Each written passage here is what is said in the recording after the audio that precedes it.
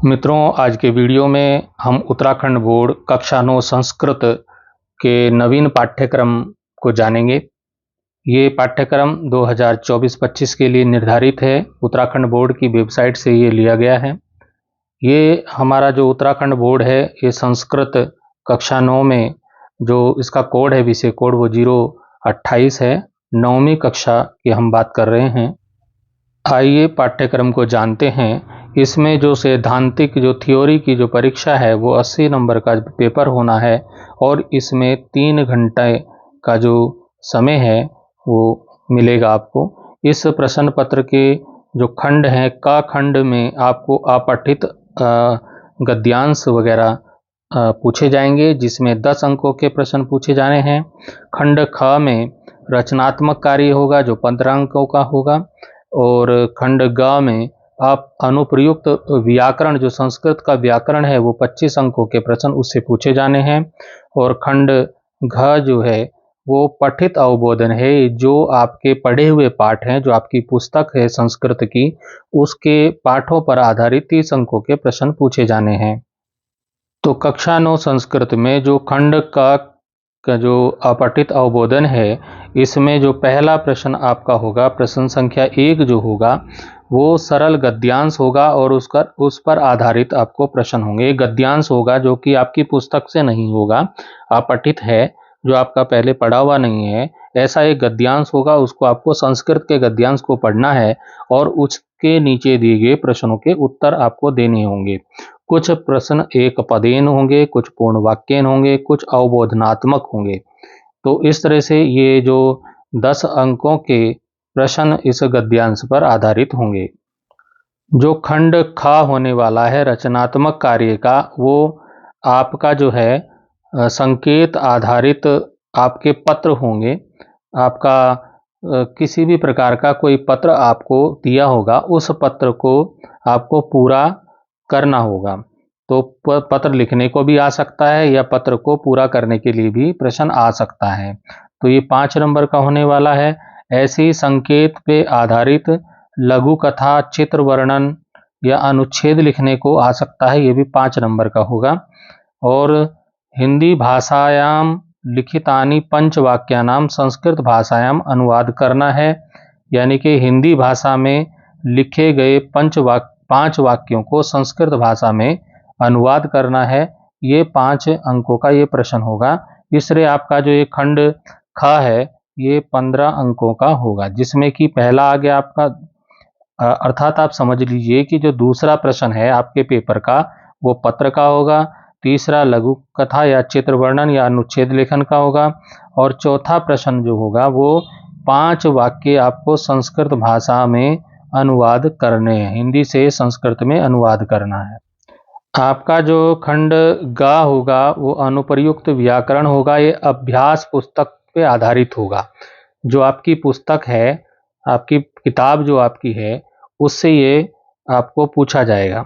तो इसमें जो है आपका 5वां जो प्रश्न होने वाला है वो है संस्कृत वर्णमाला से। इसके 2 खंड हैं, खंड अ और ब।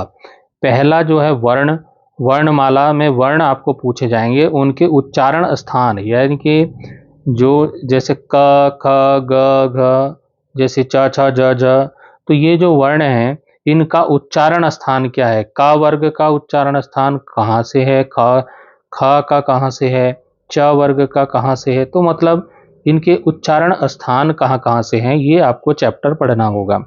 इसके बाद ब जो है वर्तनी होगा। वर्तनी में इसमें वर्ण संयोजन और वर्ण वियोजन से संबंधित प्रश्न पूछे जाने हैं। ठीक है, तो ये भी आप प्रैक्टिस कर लीजिए कि वर्ण संयोजन और वर्ण वियोजन होता क्या है। जो छठा प्रश्न होने वाला है कक्षा 9 संस्कृत का, वो संधि कार्य का होगा, जिसमें कि आपकी स्वर संधि, व्यंजन संधि और विसर्ग संधि से 1-1 नंबर के प्रश्न आपको, यानी कि 3 नंबर के आपकी संधि के प्रश्न पूछे जाने हैं। जो 7वां प्रश्न वो होगा शब्द रूपों का। शब्द रूप आपके जो पूछे जाएंगे, इसमें शब्द रूप भी आपको 3 अंकों के पूछे जाएंगे। आपके सामने यहाँ पर कुछ शब्द रूप दे रखे हैं, इनको आप तैयार कीजिएगा, जो कि आपके पाठ्यक्रम में निर्धारित हैं। प्रश्न संख्या 8 आपका धातु रूप का होगा। तो धातु रूप का भी 3 अंकों का ये प्रश्न होना है। तो इसमें धातु रूप आपको दे रखे हैं, जैसे पट, गम, वध, भू, क्रीडनी, दृश्य, शक। तो इनको आप देख लीजिए, इन धातु रूपों की आप तैयारी कीजिए। जो प्रश्न संख्या 9 होगा वो आपका कारक, उपपद, विभक्ति से संबंधित प्रश्न होगा। तो इसमें आपको कारक और विभक्ति वगैरह आपको बताने होंगे। 10वां प्रश्न जो है आपका प्रत्यय, संस्कृत जो प्रत्यय हैं, जैसे कि तुमुन प्रत्यय हो गया, कत्वा प्रत्यय, ल्या प्रत्यय, कत प्रत्यय, कत्वतु प्रत्यय। तो ये जो प्रत्यय हैं 3 अंकों के, ये प्रत्यय भी आपको पूछे जाएंगे। प्रश्न संख्या 11 में आपको संख्याएं मतलब गिनती, आपको संस्कृत की गिनती 1 से 100 तक आनी चाहिए, उससे संबंधित आपको प्रश्न पूछे जाएंगे। प्रश्न संख्या 12 आपका उपसर्ग होगा, जिसमें आपको उपसर्ग से संबंधित प्रश्न पूछे जाएंगे और ये आपको 4 अंकों का ये प्रश्न है। फिर 13वां जो प्रश्न है वो अव्यय पदों का होगा, जिसमें कि आपको अव्यय पदों का प्रयोग, अव्यय शब्दों का प्रयोग, ये यहाँ पर अव्यय शब्द कुछ दे रखे हैं आपके सामने हैं। अव्यय शब्दों का प्रयोग के संबंधित 2 अंकों का ये प्रश्न आपको पूछा जाना है। इसके बाद आपका 13 प्रश्न तक आपका व्याकरण आ गया। उसके बाद आपका खंड घ जो है वो आपका पठित अवबोधन, आपकी जो पुस्तक है सेमुसी, आपकी पुस्तक है संस्कृत की, उससे ये प्रश्न पूछा जाना है। तो यहाँ पर एक गद्यांश दिया होगा, किसी भी पाठ से एक गद्यांश दिया होगा, उस पर प्रश्न पूछे जाएंगे। आपके प्रश्न एक पद एक शब्द में उत्तर देने वाले भी हो सकते हैं, पूरे वाक्य में प्रश्न का उत्तर देने वाले भी हो सकते हैं, और आपके क्रिया से संबंधित, विशेषण विशेष से संबंधित, पर्यायवाची विलोम शब्द से संबंधित, जो कि गद्यांश में छांटने के लिए होंगे। ये प्रश्न 5 अंकों के आपसे पूछे जाएंगे प्रश्न संख्या 14 में। प्रश्न संख्या 15 में एक श्लोक दिया रहेगा आपकी किताब में से, जो एक श्लोक होगा, और श्लोक को पढ़ करके आपको प्रश्नों के उत्तर देने होंगे। एक शब्द वाले भी होंगे, पूर्ण वाक्य वाले भी होंगे, और क्रिया, विशेषण, विशेष्य, पर्याय, विलोम शब्द से संबंधित या 5 अंकों के प्रश्न इसमें भी आपको पूछे जाएंगे प्रश्न संख्या 15 में। अब आ जाएगा प्रश्न संख्या 16। प्रश्न संख्या 16 में कोई पाठ नाटक होगा, तो उस नाटक से कोई अंश आपको, नाटक का कोई अंश आपको दिया रहेगा, उसको आपको पढ़ना होगा, पेपर में दिया होगा, और उसको पढ़ के उसमें से आपको उत्तर ढूंढने होंगे। प्रश्नों के एक पदेन वाले, पूरे वाक्य वाले, क्रिया वाले और कर्ता वाले, विशेषण, विशेष्य, पर्याय पद, विलोम पद, ये भी आपका 5 अंकों का ये भी आपका प्रश्न होगा। तो ये जो प्रश्न संख्या 14, 15, 16, ये 5-5 अंकों के आपको प्रश्न होंगे। प्रश्न संख्या जो 17 है उसमें कुछ वाक्य दिए होंगे, तो वाक्यांशु रेखांकित पदानि अधिकृत्य उचित निर्माण, प्रश्न निर्माण करना होगा। आपको वाक्य दिए रहेंगे, 4 वाक्य आपके पेपर में होंगे। उन वाक्यों को आपको क्या करना होगा, उसमें कोई शब्द रेखांकित होगा, यानी कि उसके नीचे रेखा अंकित होगी। जैसे कि भावार्थ लेखन को मैंने रेखांकित कर दिया, ऐसे रेखा उसमें लगी होगी। उस रेखांकित शब्द को में प्रश्नवाचक शब्द लगाकर आपको वाक्य को प्रश्न बनाना है, क्वेश्चन बना देना है उसको। तो ये प्रश्न आपका 4 अंकों का होने वाला है। अब प्रश्न संख्या जो 18 है उसमें कोई श्लोक दिया रहेगा और उसका आपको अन्वय लिखना होगा, या फिर एक से श्लोक से संस्कृत भावार्थ लेखन, या फिर कोई श्लोक दिया रहेगा, उस संस्कृत श्लोक का आपको भावार्थ लिखना होगा। ठीक है, तो वो भावार्थ भी आपका संस्कृतेन में ही होगा, संस्कृत में आपको उसका भावार्थ या अन्वय लिखने के लिए होगा।